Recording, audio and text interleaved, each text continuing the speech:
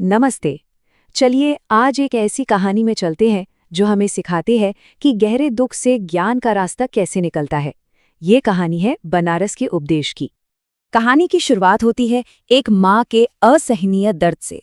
एक ऐसा दर्द, एक ऐसा दुख जिसे शायद हर इंसान अपने जीवन में कभी ना कभी महसूस करता है।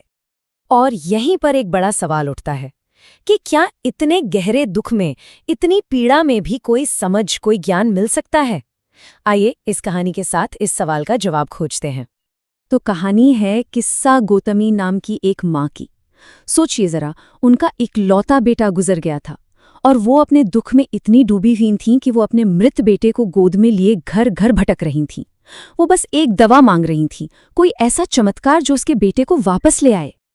अब जाहिर है लोगों को लगा कि वो दुख के मारे अपना होश खो बैठी हैं। पर उन्हीं में से एक समझदार इंसान ने उन्हें एक रास्ता दिखाया। उन्हें बुद्धा के पास जाने को कहा और यहीं से किस्सा गौतमी का सफर पूरी तरह बदल जाता है। लेकिन किस्सा गौतमी को बुद्ध ने क्या कहा, ये जानने से पहले ये जानना जरूरी है कि आखिर बुद्ध थे कौन। वो उस ज्ञान तक पहुंचे कैसे जिसकी किस्सा गौतमी को इतनी ज्यादा जरूरत थी। देखिए, बुद्धा किसी का नाम नहीं है, ये एक उपाधि है जिसका मतलब होता है जिसे ज्ञान मिल गया हो या द एनलाइटेंड वन।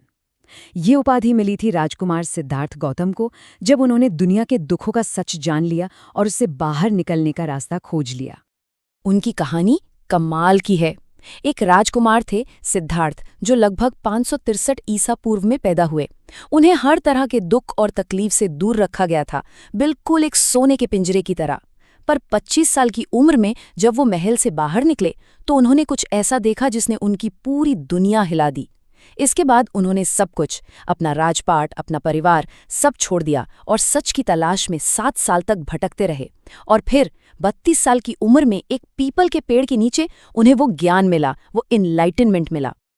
तो उन्होंने ऐसा क्या देख लिया था?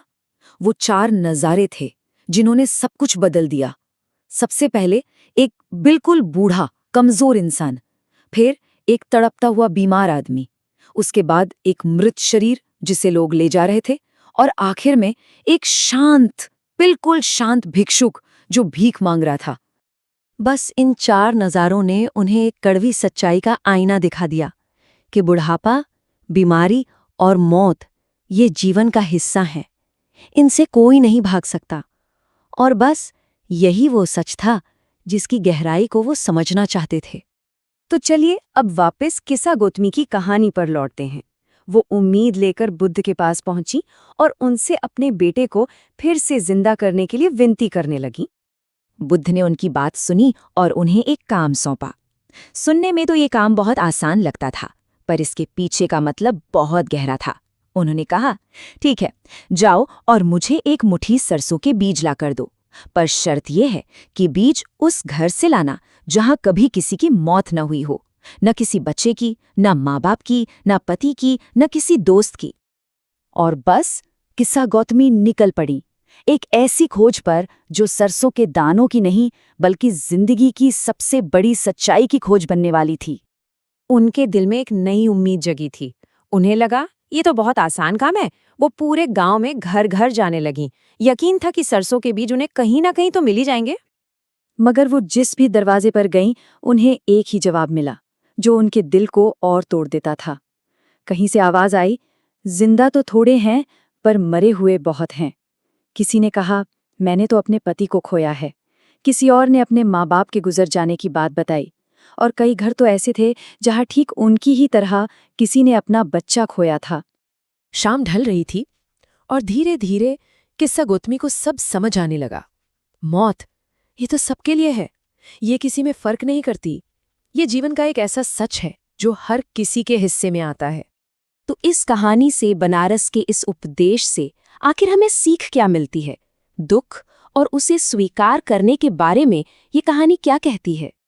देखिए, बुद्ध का ये उपदेश हमें 2 रास्तों के बारे में बताता है। एक रास्ता है दुख का, जो शोक, विलाप और निराशा से भरा है। ये रास्ता हम तब चुनते हैं जब हम उस चीज को पकड़ कर बैठे रहते हैं जो अब हमारे पास नहीं है। और दूसरा रास्ता है शांति का, ये रास्ता तब मिलता है जब हम जीवन और मृत्यु के इस कुदरती नियम को समझ लेते हैं और उसे स्वीकार कर लेते हैं।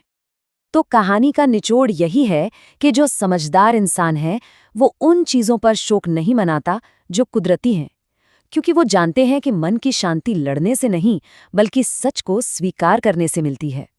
ये कहानी हमें एक बहुत गहरे सवाल के साथ छोड़ जाती है। अगर मन की शांति दुख से भागने में नहीं बल्कि उसे स्वीकार करने में है, तो फिर हम अपनी जिंदगी की मुश्किलों का सामना कैसे करें? स्वीकृति और अपनी हिम्मत के बीच वो सही संतुलन कहाँ मिलता है? सोचिएगा जरूर। नमस्कार दोस्तों, आप देख रहे हैं बी उज्ज्वल क्लासेस। अगर आपको इस चैप्टर की line by line explanation PDF बिल्कुल फ्री चाहिए तो देर मत कीजिए, अभी हमें हमारे व्हाट्सएप नंबर पर मैसेज कीजिए और पीडीएफ तुरंत पाइए। बी उज्ज्वल क्लासेस, पढ़ाई अब होगी और भी आसान।